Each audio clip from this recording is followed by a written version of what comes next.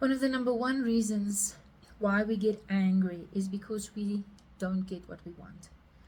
If we don't get the support or the love or the acceptance or whatever it is that we need, if we don't get it, we can get angry. And then at some point, this anger can go deeper and deeper and deeper and deeper, and eventually it sinks in and becomes depression or grief or sadness.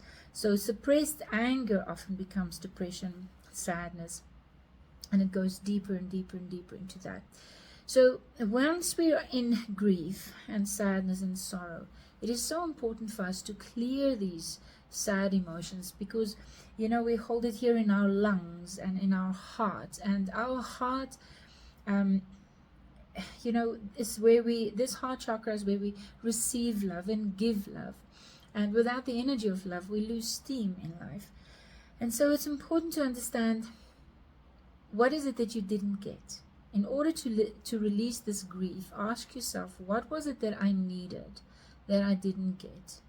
So that is one layer of grief, and sadness and sorrow. But also, if we have lost somebody, if we have somebody that was dear to us, if they departed this world, and grief is a natural emotion that we have to work through. But if we get stuck in the grief, we need to look deeper. We have to ask ourselves, what is it that wasn't resolved and completed? For instance, am I still resentful about something? Do I need to forgive myself for something? Am I blaming that person? Is there any guilt that I hold in my heart? Because that holding on to any guilt, if you feel guilty when somebody is crossed over, grief can stay for a very, very, very long time. Now, there's a natural period of grief, and be gentle with yourself and compassionate with yourself, and allow yourself to grieve things that you didn't get, things that you didn't receive, things that couldn't be completed with people that you loved. Allow yourself, if you've lost somebody, to grieve the process, but there's a time when grief should be released completely.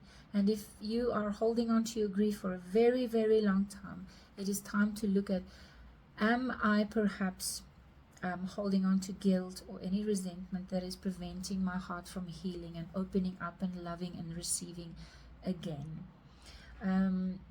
Every negative emotion is there because it gives us something positive, because we get something from it. It serves us, it motivates us, and we always have to ask, what am I learning here? What is it that I think I'm getting for it? When there is an imbalance in our lives, if I'm always just giving, I'm going to get resentful, because I'm going to like, when is it my turn to receive? So there's an imbalance.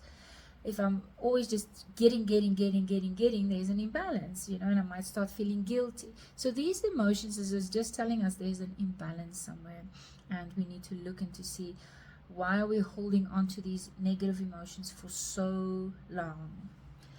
Now, our lungs and our hearts should be filled with joy, because the song that your heart sings is what it brings more of into your reality, into your life. So allow yourself to let go of these negative emotions.